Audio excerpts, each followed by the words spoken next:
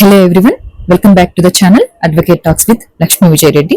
And నేను ఏఐబికి సంబంధించిన videos కానీ బీసీఐ రిలీజ్ చేస్తున్నటువంటి అప్డేట్స్ గురించి కానీ ఎప్పటికప్పుడు నేను యూట్యూబ్ లో మీకు అందరికీ తెలియజేస్తూనే ఉన్నాను. అండ్ మీరందరూ నన్ను చాలా డౌట్స్ అడుగుతున్నారు, నేను అందరికీ క్లారిఫికేషన్ ఇస్తూనే ఉన్నాను. అయినప్పటికీ ఇంకా చాలా చాలా చాలా డౌట్స్ నాకు వస్తూనే ఉన్నాయి. స్పెషల్ గా ఏపీ బార్ కౌన్సిల్ ఎన్రోల్మెంట్ ఎట్లా ఉంటుంది అనేది కంప్లీట్ వీడియో చేయండి అని అడుగుతున్నారు. నేను ఆల్రెడీ ఎన్రోల్మెంట్ వీడియో చేశానండి, బట్ టూకీగా చెప్పాను అందరికి, తెలంగాణ ఏపీకి రెండింటికి యూజ్ అయ్యేలాగా చెప్పాను. నేను as a AP bar council member గా నాకు ఏపీ గురించి కంప్లీట్ గా తెలుసు కాబట్టి నేను ఏపీకి సంబంధించిన ఏపీ బార్ కౌన్సిల్ కి సంబంధించినటువంటి డీటెయిల్స్ మాత్రం అందరికీ చెప్తాను. మీరు ఎల్ఎల్బి కంప్లీట్ అయిపోయింది, ఏఐబి పాస్ అయిపోయారా లేదా, Andhra Pradesh bar council enrolment process ఎలా ఉంటుంది, ఇవన్నీ నేను ఇప్పుడు నెక్స్ట్ చెప్తాను. మీరు నాకు కమెంట్స్ లో ఏబి పాస్ అయ్యారా లేదా అది నాకు షేర్ చేసుకోండి. అండ్ ఎల్ఎల్బి అయిపోయిన తర్వాత మీరు ఎవరెవరైతే ఎన్రోల్మెంట్ ప్రాసెస్ కి వెళ్తున్నారో నాకు షేర్ చేయండి. అండ్ ఎవరికైనా యూజ్ అవుతుంది అనుకుంటే వీడియోని షేర్ చేయండి. ఆన్లైన్ స్టార్ట్ కొత్త స్టెప్ అండి. ఏపీ బార్ కౌన్సిల్ లో ఇంతకు ముందు డైరెక్ట్ గా వెళ్లి మనము ఎన్రోల్మెంట్ ప్రాసెస్ ని స్టార్ట్ చేసేవాళ్ళం. ఐ మీన్ మనకు ఒక ఫామ్ ఇచ్చేవారు, ఎన్రోల్మెంట్ ఫామ్, దాని నుంచి మనం అన్ని చేసుకుంటూ వెళ్ళిపోయేవాళ్ళం. బట్ ఇప్పుడు ఏపీ బార్ కౌన్సిల్ కొత్త రూల్ తీసుకొచ్చింది. ఎందుకు అనంటే ఒకేసారి ఎక్కువ మంది ఎన్రోల్మెంట్ కి వెళ్ళిపోవడం వల్ల ఏపీ బార్ కౌన్సిల్ లో చాలా ఇబ్బందిగా ఉండడం వల్ల స్లాట్ బుకింగ్ అనేది మనకి ఇంట్రడ్యూస్ చేశారనమాట. నోటిఫికేషన్ రిలీజ్ అయిన తర్వాత వెబ్సైట్ లో ఆన్లైన్ స్లాట్ బుకింగ్ అనేది ఓపెన్ అవుతుంది. మనకి మీ డీటెయిల్స్ అన్ని ఎంటర్ చేసి అవైలబుల్ డేట్ ని సెలెక్ట్ చేసుకోవాలి. అంటే మీకు స్లాట్ కూడా ఎట్లా బుక్ చేసుకోవాలి అని అంటే మీరు మనకి కేవలం మండే అండ్ ట్యూస్డే ఈ 2 రోజుల్లో మాత్రమే అప్లికేషన్ ఫామ్స్ ఇవ్వడం జరుగుతుంది ఎన్రోల్మెంట్ కి సంబంధించినవి. Monday and Tuesday morning 10 to 1 and 2 to 4 మధ్యలో మాత్రమే మనకి ఇస్తారు. అయితే మీరు మార్నింగ్ 10 వరకు బార్ కౌన్సిల్ కి వెళ్ళిపోయి మీ స్లాట్ బుకింగ్ చేసుకున్న తర్వాత బార్ కౌన్సిల్ కి వెళ్ళిపోయిన తర్వాత మార్నింగ్ ప్రాసెస్ అంతా కంప్లీట్ చేసుకుని ఆఫ్టర్నూన్ లో మీరు సబ్మిట్ చేసేయచ్చు. ఒకే రోజులో ఈ పని అయిపోతుంది, 2-3 రోజులు ఏం పట్టదు. సో మీరు నెక్స్ట్ గుర్తు పెట్టుకోవాల్సింది ఏంటి అని అంటే ఆన్లైన్ స్లాట్ బుకింగ్. అది బుక్ చేసుకునేటప్పుడే చాలా వరకు తప్పులు చేయకుండా బుక్ చేసుకోండి. అండ్ అక్నాలెడ్జ్మెంట్ ప్రింట్, అది ఏదైతే మీరు స్లాట్ బుక్ చేసుకున్నారో ఆ ప్రింట్ ని మీరు తీసుకుని దగ్గర పెట్టుకోండి. స్లాట్ లేకుండా డైరెక్ట్ గా వెళ్ళడం అయితే అవాయిడ్ చేసేయండి. స్లాట్ లేకుండా ఖచ్చితంగా మిమ్మల్ని లోపలికి రానివ్వరు. స్లాట్ బుక్ చేసుకోవడం అనేది ఇప్పుడు కంపల్సరీ చేసింది ఏపీ బార్ కౌన్సిల్. ఒకటి. Next AP online slot booking అయిపోయిన తర్వాత నెక్స్ట్ ఏం చేయాలి? నోటిఫికేషన్ లో మెన్షన్ చేసినట్టుగా ఆ డేట్ కి Amaravati Andhra Pradesh bar council office కి వెళ్ళండి. అయితే అక్కడ ఎన్రోల్మెంట్ అప్లికేషన్ ఫామ్ ఒకటి గ్రీన్ లెడ్జర్ ఫామ్ లో ఇస్తారండి. మనకి ఎలాంటి జిరాక్స్ కాపీస్ కానీ ఎలాంటి షాప్ లో నుంచి ఎక్కడి నుంచి కూడా మీరు బయట నుంచి తీసుకోవడానికి వీల్లేదు. బార్ కౌన్సిల్ ఆఫీస్ లో మాత్రమే మనకి గ్రీన్ లెడ్జర్ పేపర్ ఇస్తారు. అది ఫామ్, మనకి ఆ ఫామ్ ని కలెక్ట్ చేసుకొని తర్వాత కంప్లీట్ డీటెయిల్స్ ని ఫిల్ చేయండి. ఎట్టి పరిస్థితులను తప్పులు రాయకండి. తప్పులు పోతే చాలా కష్టం అవుతుంది. రేపు వచ్చే మీ ప్రొవిజనల్ సర్టిఫికేట్ లో కానీ మీ పర్మనెంట్ ఐడిలో కానీ తప్పులు దొరికే ప్రమాదం ఉంటుంది. సో మీకు మీ ఐడి ప్రూఫ్స్, ఆధార్ గానీ పాన్ గానీ ఏ ఉన్నాయో అలాగే మీరు ఖచ్చితంగా వాటిని ఫిల్ చేయండి. అండ్ నెక్స్ట్ ఫార్మ్స్ కలెక్ట్ చేసుకున్న తర్వాత కామ్ గా కంప్లీట్ డీటెయిల్స్ ని ఫిల్ చేయండి. మీకు ఇచ్చిన ఫార్మ్స్ లో అప్లికేషన్ ఫామ్ ఉంటుంది అండ్ గ్రీన్ లెడ్జర్ ఫామ్ ఉంటుందండి. ఆ ఫార్మ్స్ రెండింటిని మీరు గ్రీన్ లెడ్జర్ ఫామ్ లో నింపేటప్పుడు చాలా జాగ్రత్తగా నింపండి. సర్టిఫికెట్స్ లో ఉన్న డీటెయిల్స్ కి అందులో ఇచ్చే డీటెయిల్స్ కి ఎలాంటి మిస్ మ్యాచ్ లేకుండా ఎగ్జాక్ట్ గా మ్యాచ్ అయ్యేలాగా నింపుతూ ఉండండి. అండ్ అవి గ్రీన్ లెడ్జర్ పేపర్స్ లో మిస్టేక్స్ ఏమైతాయి అంటే మీకు ఫ్యూచర్ రికార్డ్స్ లో ప్రాబ్లమ్స్ వస్తాయి అనమాట. అండ్ నెక్స్ట్ ఇంకో 2-3 సార్లు చెక్ చేసుకుని వెరిఫై చేసుకుని సబ్మిట్ చేసుకోండి. అయితే నెక్స్ట్ స్టెప్ ఏంటి అని అంటే మీకు రిక్వైర్మెంట్ డాక్యుమెంట్స్ ఏమింటాయి. అప్లికేషన్ సబ్మిట్ చేసే ముందు రిక్వైర్డ్ డాక్యుమెంట్స్ అన్ని రెడీగా పెట్టుకోండి. మీరు ఇంటి దగ్గర నుంచి ఎన్రోల్మెంట్ కి వెళ్ళేటప్పుడు మీకు ఏమేమి డాక్యుమెంట్స్ కావాలి, ఏమేమి జిరాక్స్ కావాలనేవి అన్ని సెట్స్ వైజ్ గా పెట్టుకోండి. అయితే జనరల్ గా మనల్ని అడిగేవి ఏమేంటి అంటే ఎస్ఎస్సి అండ్ అదే మన 10th grade certificates, intermediate certificates and degree certificates అడుగుతారు. ఎల్ఎల్బి మార్క్స్ మేము అడుగుతారు. Provisional certificate of degree certificate అడుగుతారు. టీసీ అడుగుతారు. అండ్ నెక్స్ట్ స్టడీ సర్టిఫికెట్స్, ఏవైతే నోటిఫికేషన్ లో అడిగారో అవి Aadhaar card and passport size photographs అడుగుతారు. నెక్స్ట్ ఇంకేమైనా డాక్యుమెంట్స్ మెన్షన్ చేస్తారా అంటే నోటిఫికేషన్ లో వాళ్ళు మెన్షన్ చేసినట్టుగా మీరు తీసుకెళ్ళండి. ఇప్పటికైతే ఇవి అండ్ ఒక అఫిడవిట్ తీసుకెళ్ళాలి, ఇద్దరు అడ్వకేట్ సిగ్నేచర్స్ ఉండాలి, ఖచ్చితంగా జిరాక్స్ సెట్స్ తీసుకెళ్ళండి, దాని మీద అడ్వకేట్ గెజిటెడ్ సిగ్నేచర్ పెట్టించండి. అండ్ నెక్స్ట్ మీకు గెజిటెడ్ సిగ్నేచర్ జిరాక్స్ సెట్స్ మీద పెట్టించాలి. అండ్ ప్లస్ మీకు పాస్పోర్ట్ సైజ్ ఫోటోస్ దగ్గర ఒక ఫోటో మీద గెజిటెడ్ సిగ్నేచర్ అనేది ఉండాలి. నేను చెప్తాను ఇప్పుడు నెక్స్ట్ గెజిటెడ్ సిగ్నేచర్ అటెస్టేషన్ గురించి చెప్తాను. కొన్ని డాక్యుమెంట్స్ మీద మాత్రం ఖచ్చితంగా పెట్టించుకోవాలి. అవి నోటిఫికేషన్ లో ఫాలో అవ్వండి. మీకు ఏ డాక్యుమెంట్స్ మీద గెజిటెడ్ ఆఫీసర్ సిగ్నేచర్స్ కావాలనేది అయితే ఖచ్చితంగా మీకు నోటిఫికేషన్ లో ఇస్తారు. మనకి ఒక ఇద్దరు సీనియర్ అడ్వకేట్ సిగ్నేచర్స్ అండ్ ఒక 5 years ఎక్స్పీరియన్స్ ఉన్న అడ్వకేట్ సిగ్నేచర్ ని అడుగుతారు. అప్లికేషన్ లో మీ సీనియర్ అడ్వకేట్ ఉంటే ఒకవేళ మీరు ఆల్రెడీ వర్క్ చేస్తున్నట్టయితే అక్కడే కంప్లీట్ చేయించుకోండి, లాస్ట్ మినిట్ వరకు వెయిట్ చేయకండి. అండ్ హైకోర్టులో కూడా మనకు అడ్వకేట్స్ ఉంటారు అండ్ కొందరు మనీ తీసుకుని సిగ్నేచర్ చేస్తారు, కొందరు నార్మల్ గా కూడా చేస్తారు. మీరు అక్కడ చేయించుకుంటామన్నా కూడా నో ఇష్యూ, మీరు అక్కడే చేయించుకోవచ్చు. అంటే మనకు అక్కడ అడ్వకేట్స్ దొరకకపోతే అంటే ప్రాబ్లం అయ్యే ఛాన్సెస్ ఉన్నాయి కదా, డిలే అవుతూ ఉంటుంది. సో మీరు డిలే అవ్వకుండా మీరు ముందే పెట్టేసుకుంటే better. And next enrollment fees ఎట్లా ఉంటుంది, ఇక్కడ మాత్రం కొంచెం కన్ఫ్యూజ్ అవుతారండి అందరూ. Fee amount, payment mode, challan details అన్ని నోటిఫికేషన్ లోనే ఉంటాయి. మీరు నోట్ చేసుకోండి, అట్లీస్ట్ ఒక వైట్ పేపర్ మీద నోట్ చేసుకోండి. పేమెంట్ కంప్లీట్ అయిన తర్వాత రిసిప్ట్ ని సేఫ్ గా మీరు ప్రిజర్వ్ చేసుకోవాల్సి ఉంటుంది. ఫ్యూచర్ వెరిఫికేషన్ లో కూడా రిసిప్ట్ అవసరం ఉంటుంది.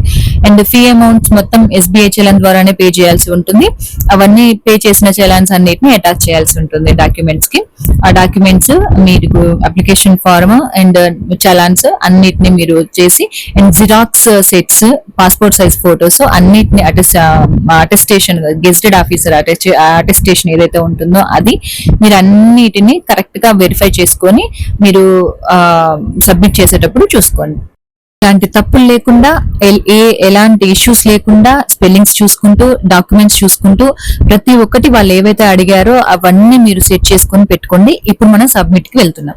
అయితే మీరు అప్లికేషన్ సబ్మిట్ చేసేటప్పుడు ఒరిజినల్ సర్టిఫికేట్స్ అన్ని కంపల్సరీ క్యారీ చేయాలండి. జిరాక్స్ సెట్స్ కాదు, ఒరిజినల్స్ కూడా అన్ని తీసుకెళ్ళాలి.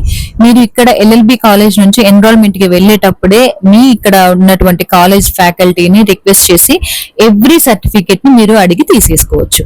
ఎవ్రీ సర్టిఫికేట్ తీసుకుని వెళ్ళిన తర్వాత మీరు అక్కడ మీ ఒరిజినల్ సర్టిఫికేట్స్ అన్ని మళ్ళీ మీవన్నీ మీరు తెచ్చుకుంటారు. బట్ ప్రొవిజనల్ సర్టిఫికేట్ మాత్రం వాళ్ళ దగ్గర ఉండిపోతుంది. ప్రొవిజనల్ సర్టిఫికేట్ వాళ్ళకి ఇచ్చేస్తాం. అది తర్వాత నేను ఎలా తెచ్చుకోవాలనేది నేను మళ్ళీ ఇంకొక వీడియోలో చెప్తాను మీకు. అయితే వెరిఫికేషన్ టైంలో education certificates, LLB certificates, Aadhaar card and required originals అన్ని తీసుకెళ్ళండి. వెరిఫికేషన్ కంప్లీట్ అయిన తర్వాత ఒరిజినల్స్ అన్ని మళ్ళీ మీకు రిటర్న్ చేసేస్తారు. ఒకవేళ ఏమన్నా రిక్వైర్డ్ డాక్యుమెంట్స్ మిస్ అయితే లేదా అప్లికేషన్ ఇన్కంప్లీట్ గా ఉంటే మాత్రం మీకు వెంటనే వాళ్ళు కాల్ చేస్తారండి. మన డీటెయిల్స్ ఏదైతే ఉన్నాయో వాటికి కాల్ చేసి మీరు ఇలా మిస్టేక్స్ ఉన్నాయండి మీ దాంట్లో అని చెప్తారు. మీరు మళ్ళీ పానిక్ అవ్వాల్సిన అవసరం లేదు. మీ అప్లికేషన్ ఫామ్ మీకు ఇస్తారు. మళ్ళీ మీరు వాటిని అన్నిటిని ఎక్కడెక్కడైతే మిస్టేక్స్ ఉన్నాయో, ఏ డాక్యుమెంట్స్ అయితే సబ్మిట్ చేయలేదో వాటిని మీరు మళ్ళీ చేసుకోవచ్చు. So no problem. కాకపోతే మీకు అక్కడ నుంచి డిలే అయ్యే ఛాన్సెస్ ఉంటాయి అనమాట. మనకి నెక్స్ట్ ఉండే ఓత్ ఏదైతే ఉంటుందో అవి అన్ని మీకు ప్రాబ్లం అయ్యే ఛాన్సెస్ ఉంటాయి. సో దానివల్ల నేను ఏం చెప్తున్నానంటే డిలే అవ్వకుండా ఉండాలి అని అంటే మీరు చేయాల్సినవన్నీ ముందే కంప్లీట్ చేసుకొని పెట్టుకోవాలి. ఇప్పుడు నెక్స్ట్ లాస్ట్ ఏంటంటే ఎన్రోల్మెంట్ డే. మనకి ఎన్రోల్మెంట్ డే ఎట్లా ఉంటుంది, ఆ బార్ కౌన్సిల్ అనౌన్స్ చేసినప్పుడు ఆ స్కెడ్యూల్ ప్రకారం అటెండ్ అవుతాము. అండ్ టైం కి ముందే రీచ్ అయిపోండి అక్కడికి. అండ్ ప్రొఫెషనల్ డ్రెస్ లో వెళ్ళండి, అఫీషియల్స్ ఇన్స్ట్రక్షన్స్ ఫాలో అవ్వండి. ఎన్రోల్మెంట్ ప్రాసెస్ కంప్లీట్ గా మనకి కంప్లీట్ గా బార్ కౌన్సిల్ ఎన్రోల్మెంట్ అయ్యి మనం బార్ కౌన్సిల్ మెంబర్ గా అయ్యే మన డే అనమాట అది. వాళ్ళు మళ్ళీ మీకు ఎప్పుడైతే మీరు ఎన్రోల్మెంట్ కోసం అప్లికేషన్ ఫామ్ అవన్నీ సబ్మిట్ చేసి వస్తారో ఎగ్జాక్ట్ గా నెక్స్ట్ వీక్ కి, అంటే మనకి ఏపీ బార్ కౌన్సిల్ అయితే ఎవ్రీ థర్స్డే ఓత్ ఉంటుందండి. ఎవ్రీ థర్స్డే ఓత్ కి మనకి లిస్ట్ రిలీజ్ చేస్తారు. మన ఎవరైతే ఎన్రోల్మెంట్ చేసుకుని ఉన్నారో వాళ్ళ లిస్ట్ రిలీజ్ చేస్తారు. అది కూడా మన బర్త్ ఇయర్స్ ఏవైతే ఉన్నాయో దాని ప్రకారం ఇస్తారు. అక్కడికి లోపలికి వెళ్ళిన తర్వాత కూడా మన చైర్స్ మీద మన నెంబర్స్ వేసి ఉంటాయి. మన నెంబర్స్ లో మనం కూర్చోవాలి. లోపల మనకి జడ్జెస్ కానీ బెంచ్ మెంబర్స్ కానీ ఎవరైనా ఉండి మనతో ఓత్ చేపిస్తారు. అయితే నోటిఫికేషన్ మాత్రం కంప్లీట్ గా చదువుకోవడం మాత్రం మర్చిపోద్దు. లాస్ట్ మినిట్ వరకు వెయిట్ చేయకండి. ఒరిజినల్ ఫోటో కాపీస్ సెపరేట్ గా ఫైల్లో అరేంజ్ చేసుకొని పెట్టుకోండి. అండ్ మొబైల్ నెంబర్ ని, మెయిల్ ఐడిని యాక్టివ్ గా ఉంచుకోండి. మొబైల్లో ఏదైనా కొత్త నెంబర్ వస్తే లిఫ్ట్ చేయకుండా అలాంటివి ఉండకండి. వాళ్ళు ఒకసారి 2 సార్లు కాల్ చేస్తారు, తర్వాత చేయరు. లేదు అనుకుంటే ఒకవేళ మీరు కాల్ మిస్ అయితే మాత్రం వెబ్సైట్ లో మీ నేమ్ ఉంటుంది, చెక్ చేసుకోవచ్చు. అఫీషియల్ వెబ్సైట్ ని మాత్రం రెగ్యులర్ గా చెక్ చేస్తూ ఉండండి. నేను ఇంకా 100 సార్లు చెప్తున్నాను, మీరు మాత్రం అది మర్చిపోవద్దు. Enrolment number, AIBE, certificate of practice, final tips, ఇవన్నీ కూడా నేను నెక్స్ట్ మీకు చెప్తాను. నోట్ చేసుకుంటూ ఉండండి. నెక్స్ట్ మీ ఎన్రోల్మెంట్ వెరిఫికేషన్ ప్రాసెస్ అంతా సక్సెస్ఫుల్ గా కంప్లీట్ అయిన తర్వాత ఆంధ్రప్రదేశ్ బార్ కౌన్సిల్ మీకు ఎన్రోల్మెంట్ సర్టిఫికేట్ ని ఇష్యూ చేస్తుందండి. ఈ సర్టిఫికేట్ అనేది చాలా ఇంపార్టెంట్. ఫ్యూచర్ లో సర్టిఫికేట్ ఆఫ్ ప్రాక్టీస్ మనకి సిఓపికి కోర్టు రిక్వైర్మెంట్స్ కి కానీ లేకపోతే ఏదైనా అఫీషియల్ ప్రపోజల్స్ కోసం కానీ అవసరం ఉంటుంది అనమాట. మనము ఇప్పుడు స్టేట్ బార్ కౌన్సిల్ ఎన్రోల్మెంట్ అయిన తర్వాత కూడా మనం కోర్టు ప్రాక్టీస్ చేయొచ్చు అండ్ వకాలతులు వేయొచ్చు. మనం అఫీషియల్ గా మనము కంప్లీట్ డ్రెస్ వేసుకోవచ్చు అండ్ మన నెక్ బ్యాండ్ కూడా మనం వేసుకోవచ్చు. ప్రెసెంట్ ఏపీ బార్ కౌన్సిల్ వీటన్నిటికి మనకి పర్మిషన్ ఇచ్చింది. సో మీరు ఏపీ బార్ కౌన్సిల్ లో ఒకసారి ఎన్రోల్మెంట్ అయిపోయారు అని అంటే మీరు కొంచెం మీకు జస్ట్ సిఓపి మాత్రమే పెండింగ్ ఉంటుంది. ఏబి పాస్ అయిపోతే కంప్లీట్ గా మీరు అడ్వకేట్ గా మీరు జర్నీ స్టార్ట్ చేయాలన్నమాట.